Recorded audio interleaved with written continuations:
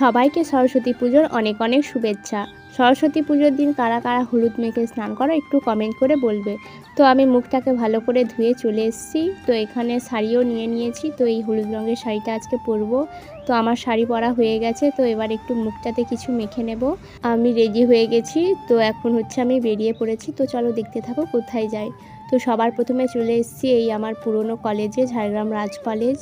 ঝাড়গ্রাম রাজ কলেজের চারিদিকে মানুষজনের ভিড় দেখো। তারপর চলে এসেছি আমার টিউশনে। সরস্বতী পুজোর দিন খিচুড়ি খাবার মজাটাই কিন্তু আলাদা। তো আমাদের টিউশনতে খিচুড়ি খাওয়ানো হচ্ছিল। তো খিচুড়ি খেতে বসে গেছি।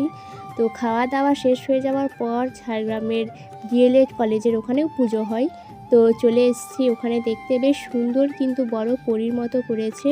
আর ভেতরেও বেশ সুন্দর ডেকোরেশন করেছে এই যে ঠাকুরটা।